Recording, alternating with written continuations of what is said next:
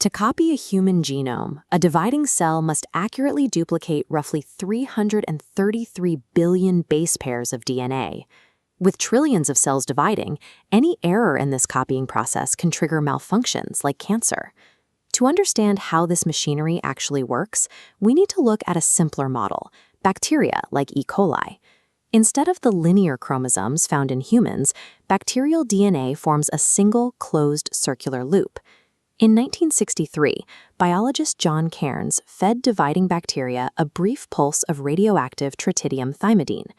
By tracking the radiation, he captured an image of this bacterial DNA locked right in the middle of the copying process.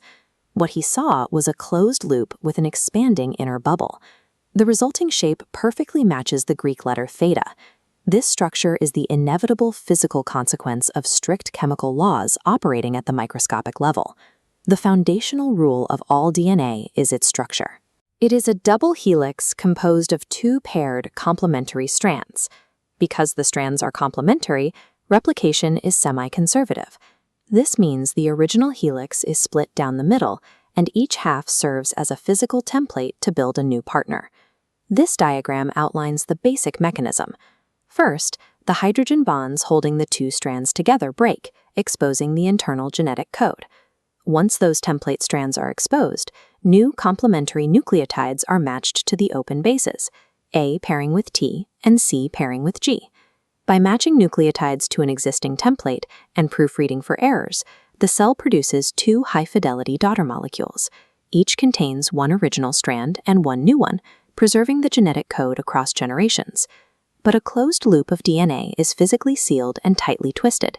A cell needs a way to breach it. In bacteria, this breach always happens at a highly specific location called the origin of replication, a sequence measuring exactly 245 base pairs. This sequence is chemically vulnerable. It is packed with adenine and thymine, or AT, base pairs.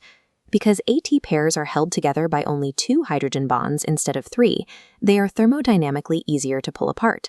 Helicase exploits this weak point. It acts as a wedge, driving through the helix and forcefully breaking the hydrogen bonds to unwind the DNA. Because those separated strands naturally want to snap back together, single-strand binding proteins immediately coat the exposed lines, locking them open. This unwinding creates a distinct Y-shaped opening known as the replication fork. Before a single letter of new genetic code is written, brute mechanical force must pry the template apart. The actual writing of the new DNA is handled by an enzyme called DNA polymerase III. Telomerase is highly efficient, but it has a strict operational limit. It is a one-way machine. It can only add new nucleotides in the 5' to 3' direction. Look at the third section. The two template strands are anti-parallel, running in opposite directions, marked by 5' and 3' labels. Furthermore, polymerase requires a pre-existing 3' hook to grab onto before placing the next block. To solve this cold start, an enzyme called primase drops in first, laying down a short sequence of RNA nucleotides. This provides the exact starting hook polymerase needs. This creates a mechanical conflict. The cell must find a way to simultaneously copy two template strands that run in opposite directions, even though its primary builder can only move one way. On one side of the fork, polymerase is moving in the exact same direction as the helicase unwinding the DNA. Because their paths align, this section is synthesized as a single, unbroken piece called the leading strand. The bottom arm is the lagging strand. Its anti-parallel orientation forces polymerase to synthesize backward, running away from the advancing fork. As the fork opens, the enzyme must detach, jump forward to the new gap, and synthesize backward again. Primase constantly drops new primers into the gap, allowing polymerase to build the next stretch, creating a series of disconnected fragments. These short stutter step sections are known as Okazaki fragments. The lagging strand's fragmented construction is the necessary geometric workaround for an enzyme that refuses to travel in reverse. A molecular construction project of this speed and scale requires immense energy.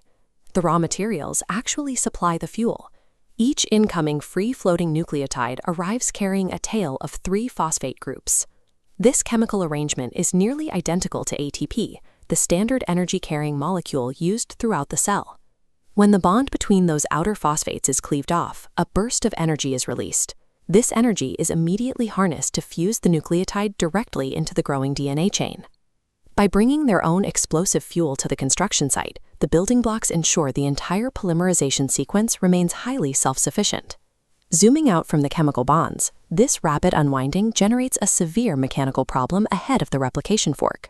As helicase violently forces the center of the double helix apart, the twisting DNA is subjected to torsional strain. Ahead of the split, it begins to tightly supercoil. If this tension is left unchecked, the DNA molecule will knot up so tightly that it becomes impossible to open, eventually snapping under the pressure. To manage this, the cell deploys topoisomerase, an enzyme that operates as a biological pressure release valve. Topoisomerase makes precise, temporary nicks in the helix, allowing the trapped tension to spin out.